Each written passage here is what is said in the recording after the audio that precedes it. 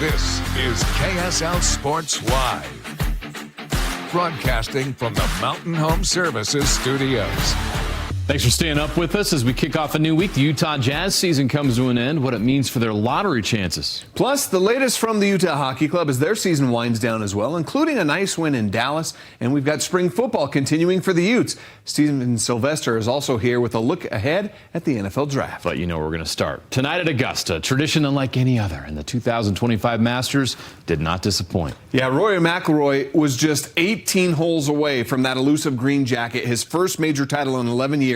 He entered the final round with a two-shot lead, but he was challenged pretty aggressively by the field, I guess you could say. The challenge came early in part because of his opening hole letdown. Rory would double bogey the first hole of the day to fall back into a first-place tie, and on the second green, Bryson DeChambeau takes advantage with the birdie putt to move in front by a stroke at 11 under. Rory would then birdie two of his next three holes, including this one on the fourth green. That moves him back to 12 under and a three-shot lead at that point. Justin Rose, he was the leader after the first 36 holes of this tournament. He was quietly lurking on Sunday, lining up the long birdie on number 12. He's now 3 shots back. Rory would extend his lead to 4 shots on the 10th green, a 15-foot birdie. Lowers his score to 14 under. Looks like he may run away with this, right? But DeChambeau, well, he's behind 5 shots at this point. Starts to play a bit more aggressively when they hit amen corner. This approach on 11, this was not good. In the water, he would double bogey, falling out of contention. After going bogey par on 11 and 12, things go south for Rory. 2 on 13. His second shot ends up in the creek. You can just see his stomach drop with that reaction there. His lead is now down to just 1 shot, and Justin Rose is making his slow move up the board. Sinks the bird on 16 to move into a tie at 11 under, and then on 14, Rose would take sole possession of the lead after this Rory putt. He leaves it on the right edge of the cup, ends up bogeying to fall to 10 under.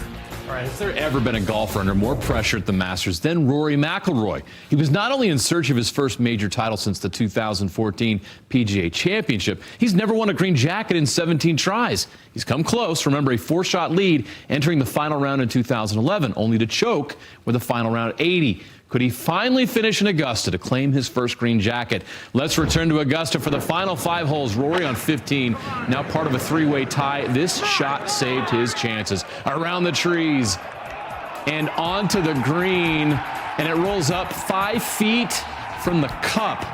He would birdie and take sole possession of the lead. Meanwhile, Justin Rose, he wouldn't go away. On 18, this for birdie and a tie with McIlroy. He finishes at 11 under. Now could Rory finish? We'll go to 17. Rory with another incredible shot. His approach lands on the green and rolls within feet of the cup. He birdies to move to 12 under and the outright lead. All he needs for the green jacket and career Grand Slam is to make this par putt on 18. Oh no, he missed left. Wow, that forces a 2-man sudden death playoff between Rory and Justin Rose. The first sudden death at the Masters since Sergio Garcia defeated Rose in 2017. Here we go. Rory could have crumbled again like he did in 2011. Nope. He regrouped and redeemed himself. This approach, another stroke of genius. He rolls it to within 3 feet of the hole. That puts the pressure on Rose. Justin's birdie putt. Off the mark. That gives Rory another chance at the green jacket. And this time, he didn't miss. The long journey is over. McIlroy has his masterpiece. Wait was worth it, and all the emotion poured out after sinking that birdie putt to win the 2025 Masters. He now joins 5 other golfers who have completed the career Grand Slam: Gene Sarazen, Ben Hogan, Gary Player, Jack Nicklaus, Tiger Woods. Exclusive company for Rory McIlroy. Oh, we got it. There we go. Congratulations, Rory. Thanks, Brad. Thank you so much. Thank you. There was a lot of pent-up emotion that just came out on that 18th green, and a moment like that makes all the years and all the close calls worth it. And I want to say hello to my mum and dad. They're back home in Northern Ireland. They made a lot of sacrifices for you. They did, and I can't wait to see them next week. I just can't wait to celebrate this with them. Yeah. What a final round at the Masters. Well, for Jazz fans, as bad as it has been this season, it'll be a season that they'll remember for a long time, especially if they end up getting that #1 pick in the upcoming NBA draft. It's only a 14% chance, but those are the best possible odds. And with today's games in the NBA, the Jazz actually had a chance to make sure they don't pick any worse than 5th in the draft. That's the award that goes to the team with the worst record. The Jazz taking on the Minnesota Timberwolves. Only 8 players stepped on the floor for the Jazz in this one. Bryce Sensabaugh was one of them. This was the 71st game that he's played this season. Only Kyle Filipowski has played in more games for the Jazz this season than Sensabaugh. And he was chucking up the threes, too. He hit 6 of 12 three-point shots against the Wolves. Sensabaugh, it's his 10th game with 5 or more three-pointers, including each of the last 3. 157 three-pointers made this season by Bryce. That's second only behind Keontae George. 42.2% from 3. That's best on the team and 15th in the NBA. He led the Jazz with 22 points to go with 7 rebounds and 3 assists, including this pocket pass to Micah Potter for the poster. The Timberwolves, though, had loads of motivation for this game. A win would keep them out of the play-in and would lock them into the 6th spot in the playoffs. And Rudy Gobert, he was a big reason why Minnesota got the win, finishing with 19 points, 18 rebounds, and 4 block shots. But it was Anthony Edwards who stole the show, 18 points just in the third quarter. He made 7 three-pointers in the game, breaking the single-season franchise record for made three-pointers at 320. And the biggest win of the night, well, it's the last time we have to see those Jazz uniforms, too. Woohoo! Edwards finished the game with a game-high 43 points. Oscar Tshiebwe had the Jazz only double-double, 18 points, 12 boards. The Jazz lose number 65 on the season, which is a franchise record. Just 6 minutes into the game, Jaden Springer, who started for the Jazz, went down with an injury. That left the Jazz with 7 available players. Will Hardy told Keontae George during a second quarter timeout that he would not be coming out of the game. If he got tired, he could call a timeout, but he would be playing all 48 minutes, and he did, finishing with 14 points on 6 of 23 shooting, 7 assists in the loss. So, when was the last time a Jazz player played all 48 minutes in a game that did not go to overtime? Perfect topic for this week's dive into the KSL Sports archives. It happened on March 1st, 1992. The Jazz and Suns separated by just 1 game in a tight Western Conference race at the time. On that night, John Stockton scored 14 points, dished out 18 assists while playing all 48 minutes. It was a game the Jazz lost, though, 114 to 109. Carrington, 1 second left. Boom. Inside, off the glass. Oh! Yes! Bob Carrington ends the season with a game winner off glass. And that is how the Jazz ended the season with the worst record in the NBA. Bub Carrington of the Wizards ends their season in dramatic fashion. They finish 1 game ahead of the Jazz, or behind in the final standings, depending on your perspective. This is how the lottery standings end. The Utah Jazz will have 14% odds to win the lottery and can pick no lower than 5th, as Sam mentioned. The lottery decides the top 4 spots. The Wizards and Hornets also have 14% odds to win it. Since the lottery began in 1985, the team with the worst record has only won it 6 times. And since the odds were changed with the 2019 draft, the worst team is yet to win the lottery. So no guarantees. While the NBA's bottom dwellers jockeyed for the best lottery odds, there was also a tight race for playoff positioning in the Western Conference. Yeah, the Timberwolves win over the Jazz means they will be no worse than 6th in the West, but they could climb to 5th with today's outcomes. The Clippers taking on the Warriors. If the Clippers win, plus a Denver loss, that means 4th seed goes to the Clippers. A Warriors win means Minnesota's the 5th seed. And with that win, the Warriors would be the 6th seed, the Clippers down to 7th. Fourth quarter, Steph Curry knocks down the step-back 3 from deep. Clippers with a chance to end it. 10 seconds remaining. Kawhi Leonard, shot is up. It is no good. We go to overtime. In OT, Curry getting the inbounds pass. The heave misses that 3-point attempt from beyond half court, and the Clippers win 124 to 119. The Warriors want to be the 7th seed so they could play the Rockets. Yeah. They played the Nuggets today. Nuggets locked up the 4 seed. Jamal Murray drives and tosses it back to Nikola Jokic for 3. Will he be the MVP? We'll find out soon. The Jokic gets the loose ball, throws the outlet pass to Christian Brown for the fast break score and the foul. In the third, Russell Westbrook still playing in the league on the break.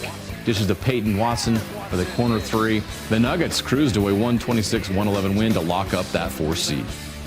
Here's a look at the final NBA standings. The Thunder finished first by 16 games, an incredible season they had. Rockets finished second after the dust settled Sunday. The Lakers are third. They'll face the 6th seed Timberwolves in the first round. The Nuggets hold on to 4th and home court against the 5th seed Clippers, who've won 8 straight. Your play-in matchups, the Warriors host the Grizzlies in the 7-8 play-in Tuesday night. The Kings host the Mavericks in the 9-10 play-in. The winner will play the Warriors-Grizzlies loser for that 8th and final seed on Friday. And this is what the Eastern Conference will look like. The Cavs, Celtics, Knicks, Pacers, Bucks, Pistons. Those are your top 6 in the East. As for the play-in, the Magic have the 7th seed. They will face the 8th-seeded Hawks. The loser of that will go up against the winner between the Bulls and the Heat for that final playoff spot in the Eastern Conference.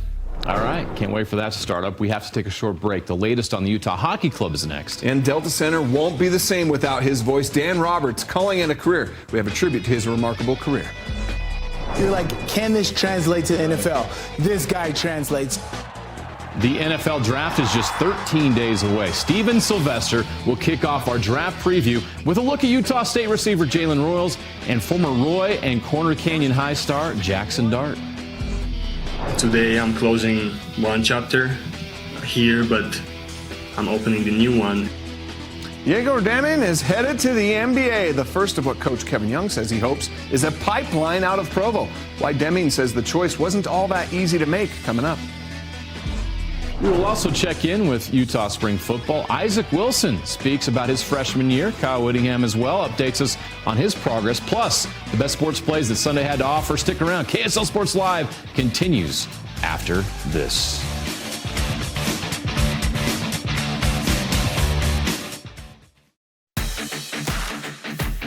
You are watching KSL Sports Live. Major League Baseball on Sunday. The Cubs and Dodgers wrap up a series, 3rd inning. The Cubs' Pete Crew Anderson hits one to left.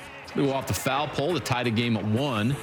Later in the inning, Ian Happ looks like he has one in the gap, but Tommy Edman lays out and keeps the game tied. We go to the 7th, game tied at 2, and it's Crew Anderson again. The 2nd home run of the game, and the Cubbies get the series win with a 4-2 victory in LA.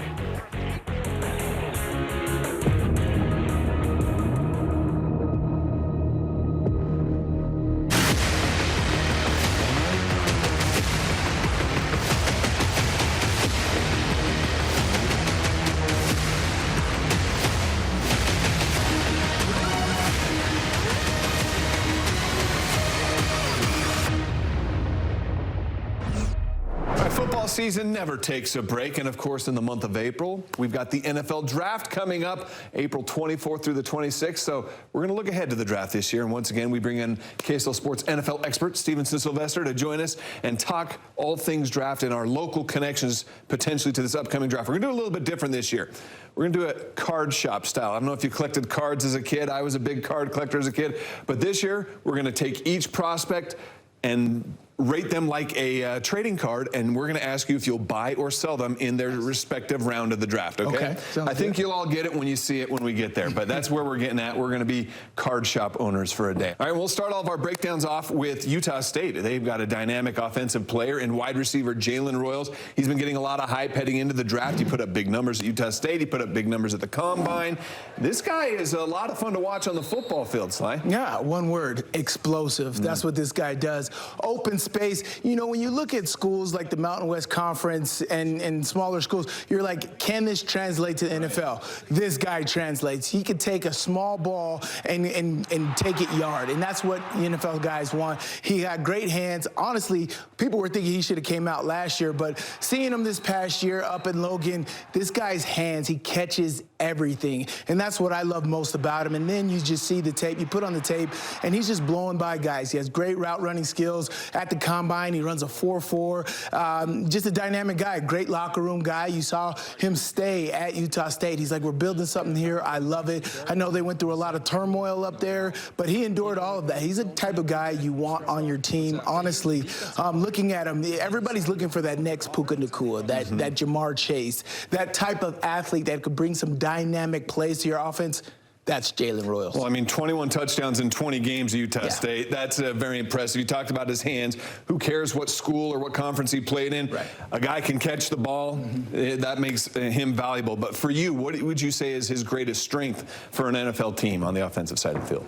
It's taking the ball and understanding where the defense is and finding it. Here, I remember these plays, watching Randy Moss just take a small little play and go deep. And he can do that. He understands where the defense is, especially plays that are assigned for him. But even more so, basic NFL-type routes, slants. He gets in here, watches move in space, and then he takes off. This is that 4.4 speed in open speed right there, in open space right there. He can make plays like that often. And then just deep balls, everything. He catches everything. This is playmaking ability, right? If he has the opportunity in traffic, is he going to make the play? Jalen Royals is a guy who you can count on to make those plays. He's that personality. Averaged 15 yards per catch in his career at Utah State. We mentioned how many 50-yard plus plays he had in his career. He led the FBS in his 2 years at Utah State. Now the hard question, Sly. We want to ask you if he's worth taking in the NFL draft. So let's take a look at the player card here. We've got Jalen Royals graded as a second-round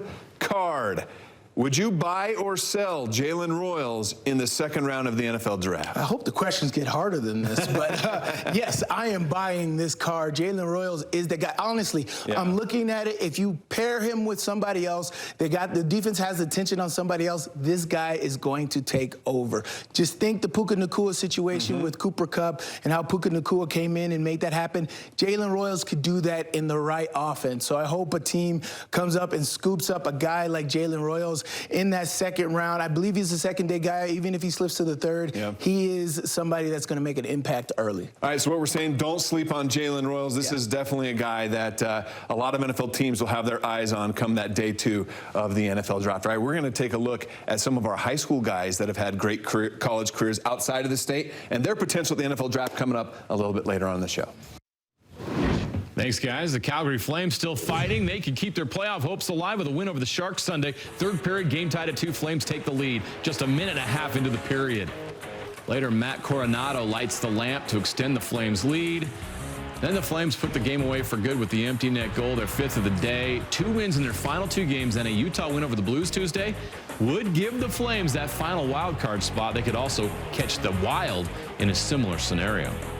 The Blue Jackets, they're still in the hunt for a wild card in the East. Today facing the Washington Capitals. Game tied at 1 until the Jackets take the lead with the goal from Adam Fantilli.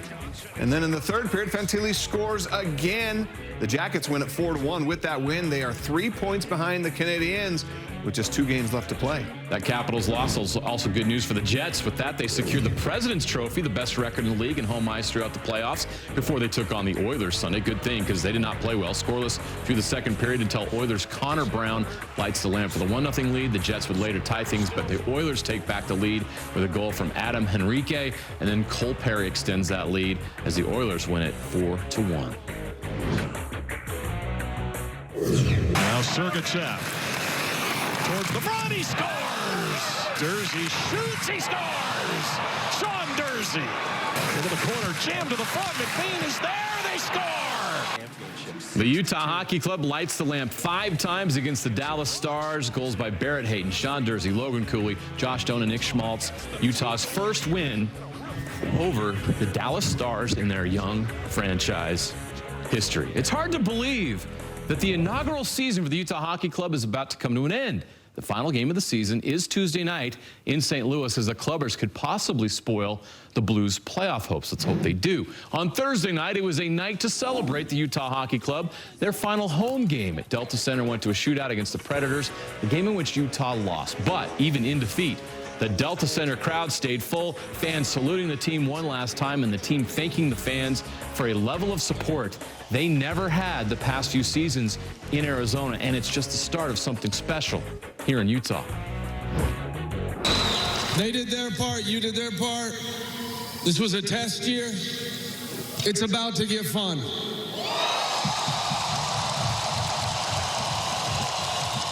Like I said, it was special for us. It was the first year. There were a lot of emotion. There were a lot of connection with the crowd, and the way they support us. You know, we wanted to play for them and play in front of them, and it's just right now tough to comprehend for the Bears, saying, okay, there's no more this year. You know, it's like we're addicted now. We're look up for the next one. But I mean, I think it's super exciting. Like a year ago today, we got told we were coming here and really had no idea how everything would go, and it's been way better than I think we all expected. So a ton of fun, and like Ryan said, I think it's just the beginning, and ever since I've been in the organization, we've taken a step every year. So hopefully just keep on that, keep doing that moving forward. I would say it's already my home.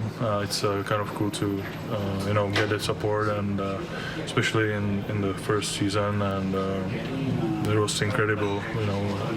We felt that support every single night, and that helped us a lot to stay in the hunt for playoffs that long. So it was a big part of it for sure.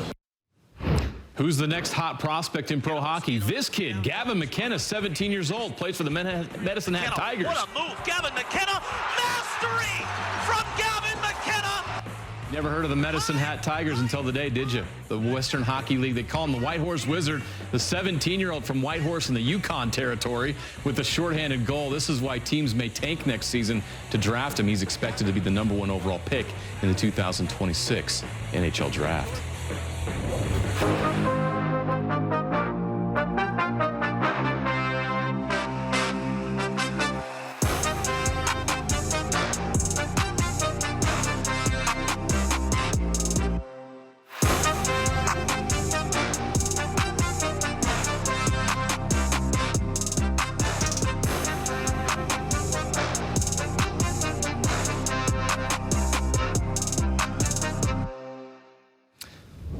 He came to BYU with a purpose and a plan. Play one season with Kevin Young and then pursue his dream of a career in the NBA. Yeah, but after an NCAA tournament run that ended in the Sweet 16, the pull to stay in Provo was maybe a little stronger than Yegor Deming imagined. But on Monday, he did take that next step in his basketball career.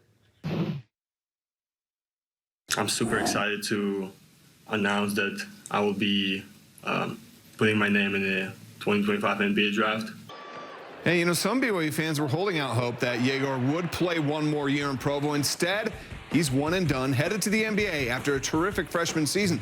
The Moscow, Russia native averaged 10.6 points, 5.5 assists, and 4 rebounds per game in 33 games played for the Cougars. Now he will be the first-round draft pick for the BYU Cougars since Jimmer Fredette in 2011. Today, I'm closing one chapter here, but I'm opening the new one, and I think what is the most important for me is that I'm not leaving you guys here. I'm taking you with me the whole way through my career and through my life, and I'm willing to represent BYU logo and BYU name everywhere I go.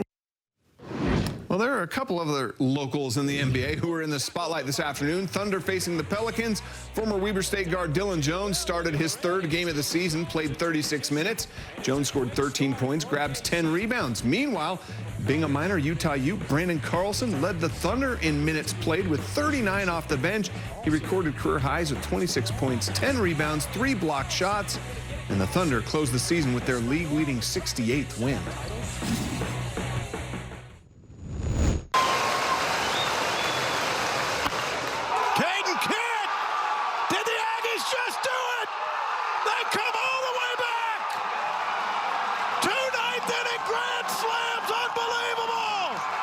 A comeback for the ages in college baseball. Texas A&M hits 2 grand slams in the 9th inning to rally from a 10-run deficit and defeat South Carolina 15-12. The second grand slam, a 2-out walk-off by Caden Kent. They were down 12-7 entering the 9th. Wow. All right, we catch up with Utah quarterback Isaac Wilson at spring practices when we come back. And another look ahead to the NFL draft. Is Jackson Dart worthy of a top 10 pick? Sly will tell us what he thinks of his chances, as well as some other locals in the draft. Next.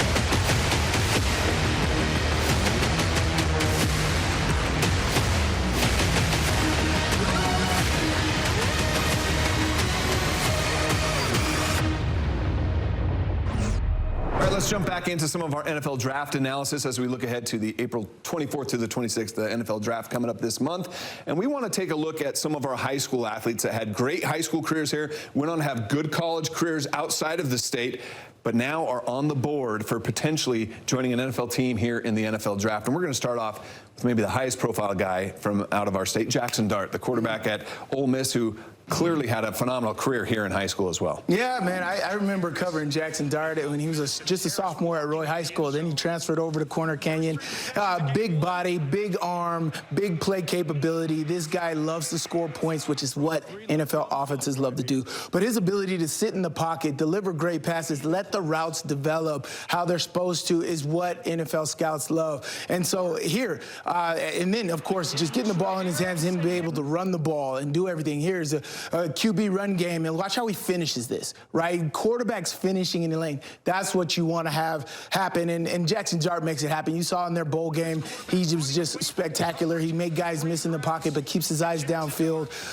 Jackson Dart is that guy, and that's why he's getting a first-round grade. Honestly, I hope he slips to my Steelers, because I definitely believe he has that capability, but I think he's a full-scale offense. Whatever offense you want to run, under center, shotgun, he fits that offense, and he has a toughness about him, and that's what you really want. You want a guy who can endure tough situations, especially when you get late into the season and into the playoffs. What would you say stands out the most to an NFL scout when you're looking at the strengths of Jackson Dart? Why would he rise up on their board as a potential draft pick? I mean, normally people would say big arm or stuff like that. I just think he's a playmaker. Yeah. Whatever you need him to do, he does, right? Short passes, long passes, intermediate passes, you know, making sure that guys are lined up. He's a leader at the end of the day, and that's what you want at that quarterback position. And then he just understands exactly what it is. What do we need on this play? Do we need a first down? Do we need the small chunk? Or do we need to go yard right here? Do we need to make that happen? I think he understands the game at a very high level,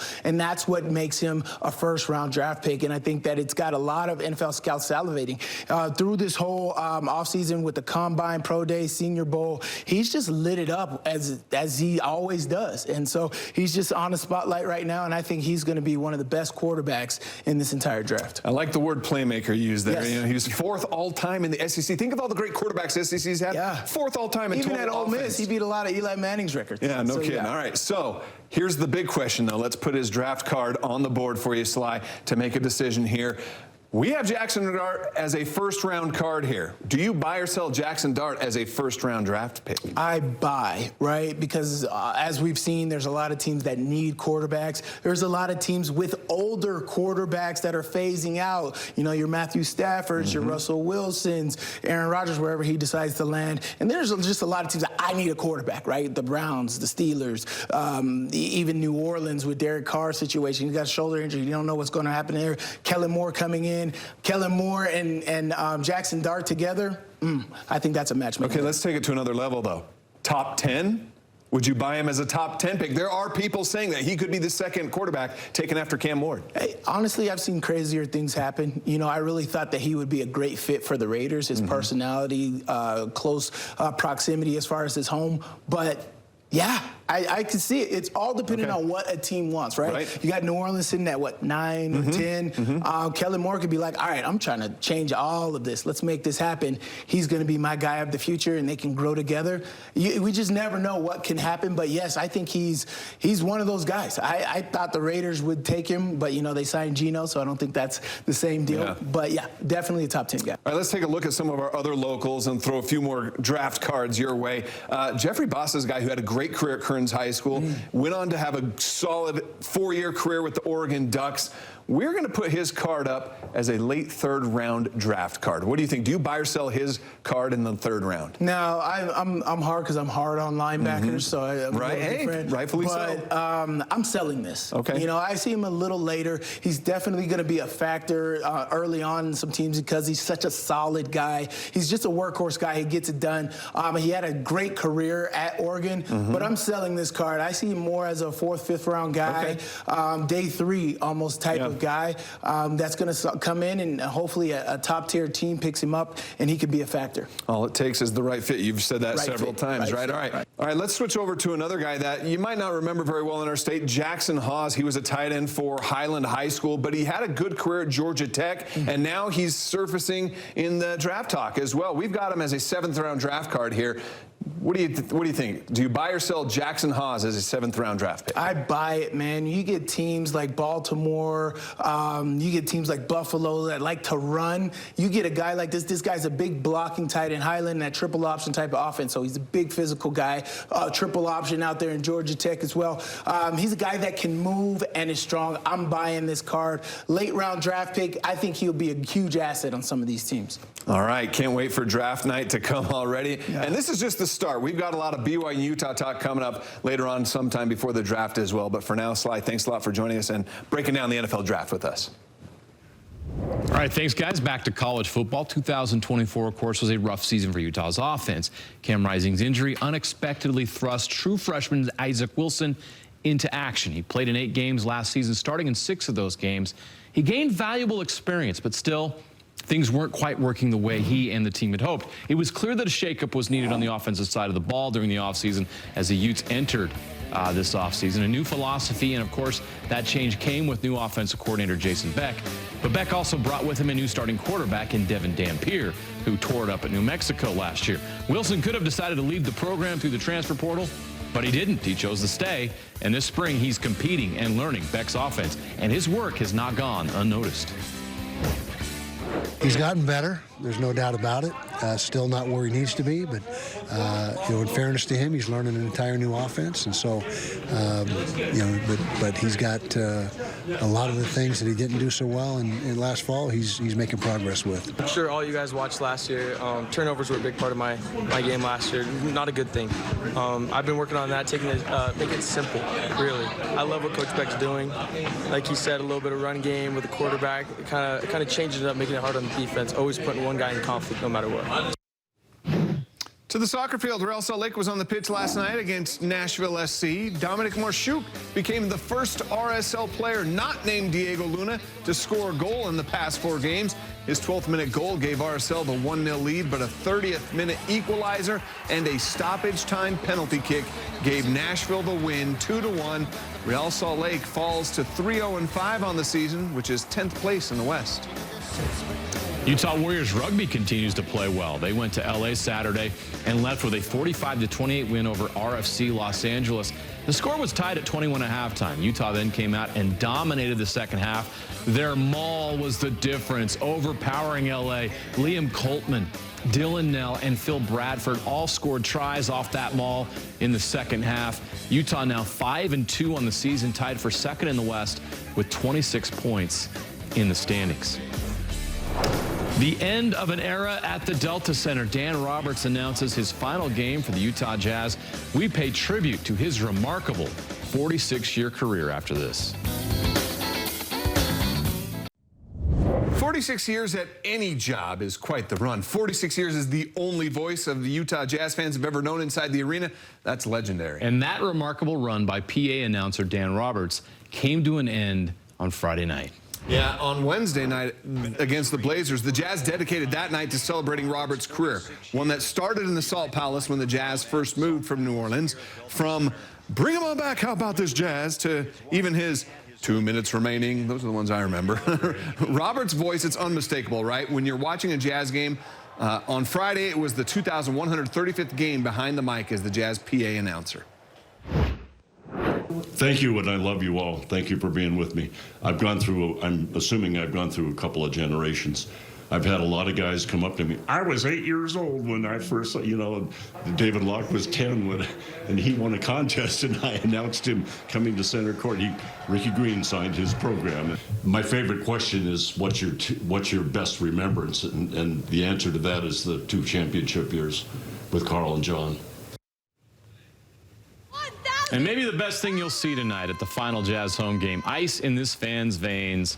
Sinks 3 consecutive putts to win $9,600. Not the $4 point whatever million Rory won at the Masters, but it was close. Pretty impressive. Congrats.